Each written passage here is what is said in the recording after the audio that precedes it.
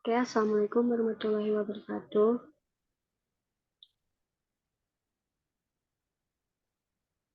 Firstly of all, I want to thank Allah Subhanahu wa Ta'ala who has given us everything. So this time we can be here and do our activities, and I want to thank Allah by saying Alhamdulillah Alamin. I would also like to thank you for the lecture and all of you for this wonderful opportunity. So our topic this time is the complex of art teaching. Okay, next.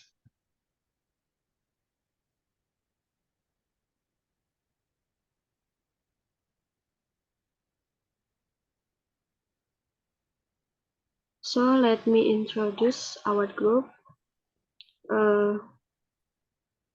I'm Kaisa Duanti as moderator, and then my friend Nami Diandra Putri Aristia and Adistia Husna. Next slide. So the first material will be explained by Diandra. Diandra, time is yours. Okay, thank you, Carissa. So the first material is teaching experiences satisfying or frustrating. Within the complex of framework of art teaching in communicative classroom instruction, educators often encounter a spectrum experience ranging from deeply satisfying moment connection and growth to frustrating challenges that test resolve. In these lessons, we'll explore the nuances of experiences and uncover strategies for navigating the highlights laws of teaching art in communicative settings.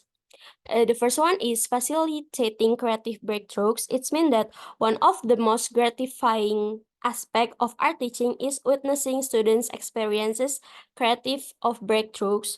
Second, fostering collaborative learning. It's mean in communicative classroom, collaboration is the key. Third is cultivating cultural understanding. It's mean art has the power to transcend cultural boundaries and foster understanding and empathy. It means that teaching in communicative classroom involves navigating a spectrum of experiences, from moments of profound satisfaction to challenge that test educators' patience and resilience. And the effective strategies for managing these experiences include fostering a supportive classroom culture, employing and engaging teaching methods, and adapting instruction to meet the diverse needs of students. And through the application of such strategy, you are able to meet one of your primary instructional responsibility to prove the students with a learning environment that is conducive achievement and free from disruption and distraction and threats to their safety and well-being. And now is teaching, sorry.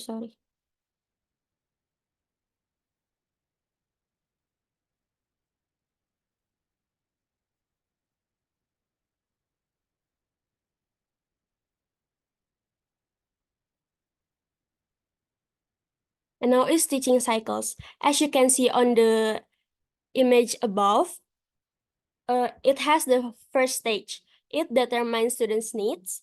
Second stage is determine learning goal. Third stage is design learning activities. Fourth stage is prepare for learning activities.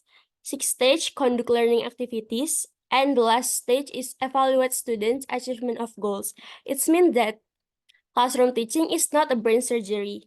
Teaching is far more complex. Brain surgery involved with assistance with studying patient symptoms, and determining the need for surgery on the first stage. On the second stage is specifying what the surgery is to accomplish.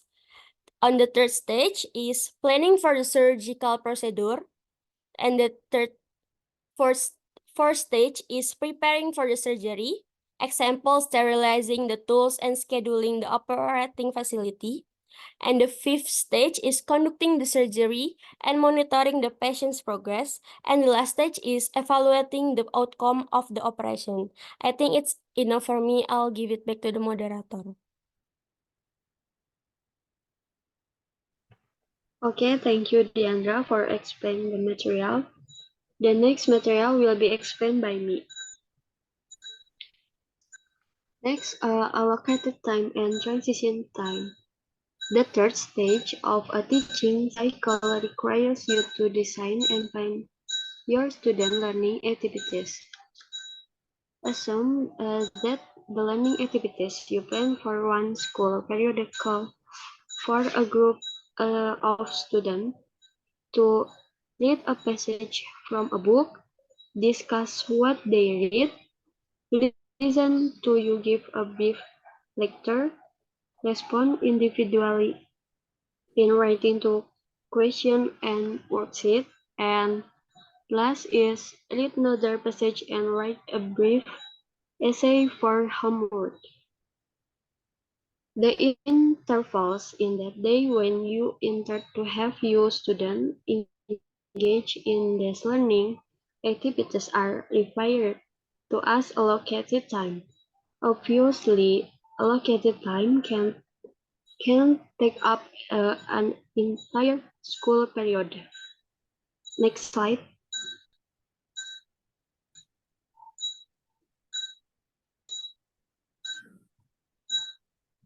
On the day, you conduct the 5 learning activities, time must also be devoted to, among other things, is getting your student assembled and attentive. Next, assigning the reading and directing them to begin, calling student attention away from the reading and to the lecture. After the lecture, distributing the worksheet and directing student to answer the question. And the last, calling a halt to the worksheet activity and assigning the homework. Next slide.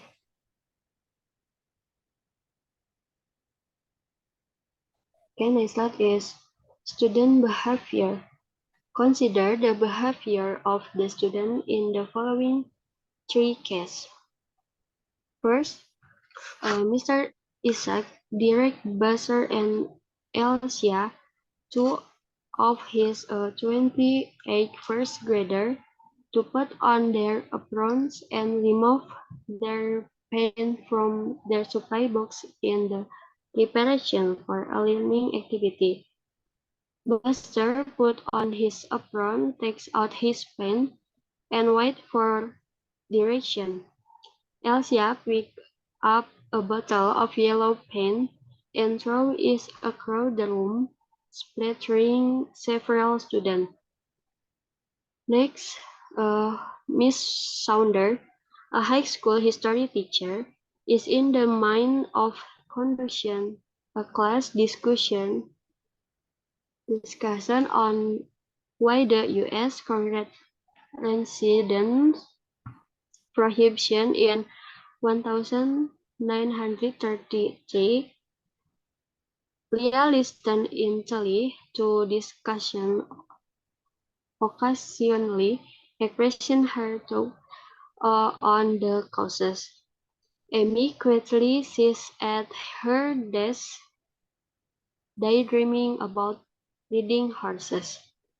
And the last cause, Murphy directs 18 of his football players to take 2 laps around the field. Hewitt begins running, Willarky hides behind blocking seat until the others have completed the exercise. So, Butters, Leah, and Hewitt's behavior as described in first case to last case are cooperative. These 3 students were acting as their teacher had planned, because They were attempting to follow their teacher direction. Their behavior were on task. Okay, maybe enough from me. The next material will be explained by Aditya. To Aditya, thing is yours. Okay, thanks, moderator. Now I will explain about prosocial and antisocial. This is highlight the significance of student behaviors, including on task, engage, off task, and disruptive behaviors in shaping the success of learning activities and overall lessons. It stresses the importance for teachers to not only focus on individual lessons, but also on establishing a cooperative learning community. Prosocial behaviors characterized by cooperation and civility are emphasized as crucial for long-term success. The case study presented showcases an example of prosocial behavior demonstrated by Ben in a collaborative classroom setting. Next, sorry. In case 1.6, Ben demonstrates prosocial behaviors. Miss Greeny organizes her class into collaborative teams to study different aspects of the US. Ben demonstrates prosocial behaviors by updating an absent teammate about their team discussions. However, during a presentation, Katrina disruptive behavior toward Tamra prompts Miss Greeny's interventions, while Ben calmly assists in restoring order. Next. So it is defines antisocial behaviors as actions that are hostile to community well-being, aversive to others, and contrary to accepted civility standards.